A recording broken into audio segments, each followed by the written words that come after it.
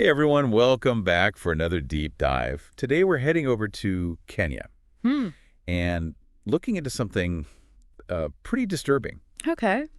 Basically, there's this concerning rise in abductions, and a lot of the people being targeted, well, they've been openly critical of the government. Hmm. So we're going to dig into that whole situation, Sounds interesting. see if we can figure out what's really going on.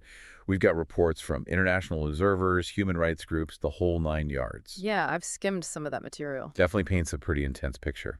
But before we get into all that, can you give us a little bit of background on Kenya's political scene right now? Sure, I mean, things have been pretty tense lately. There's been a lot of political unrest and protests, especially around how the government's being run and, the economic inequality. Right, we've seen some of that news. And these protests, while mostly peaceful, have sometimes been met with like a pretty strong response from the government, which has led to, clashes and concerns about them using too much force, especially the security forces. Okay, so we've got this backdrop of tension, and then people who are speaking out against the government start disappearing. Exactly. And there are two names that keep come up. Peter Muteti and Billy Mwangi. Right. Can you tell us a little bit more about who they were and what happened to them? Yeah, so Peter Mitetti, he was a blogger, pretty well known for his criticisms of the government and their policies. Billy Mwangi, he was more of a social media guy, always calling out corruption online. Oh, And both of them, they just vanished. Not long after, they posted some pretty critical comments about the government online.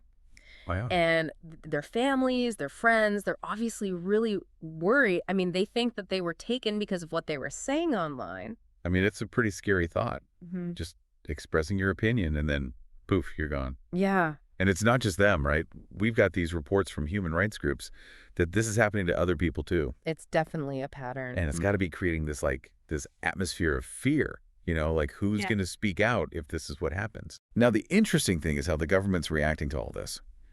They're basically denying any involvement, saying it's just regular crime, nothing to see here. Yeah, pretty much. What have they actually said, like specifically? Oh, their spokespeople, they keep saying these disappearances are just isolated incidents, that there's no proof that the government's involved in any way. They talk about how Kenya has problems with crime in general and that they're committed to keeping people safe, protecting their rights. Right. But are they, though? Because the human rights organizations are saying something totally different. Well, yeah, they're not buying it. What kind of evidence do they have that contradicts the government's story? Well, groups like Amnesty International and Human Rights Watch, they've put out reports with witness statements, and these statements link some of the abductions to people who are thought to be part of Kenya's security forces. So, like undercover agents or something. Possibly, yeah. They've also documented cases where unmarked vehicles were used in the abductions.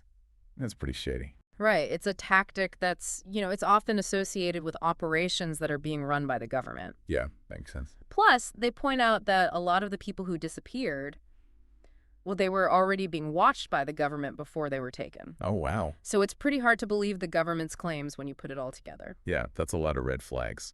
And the UN's getting involved too, right? Yep, they've stepped in. What are they saying about all of this?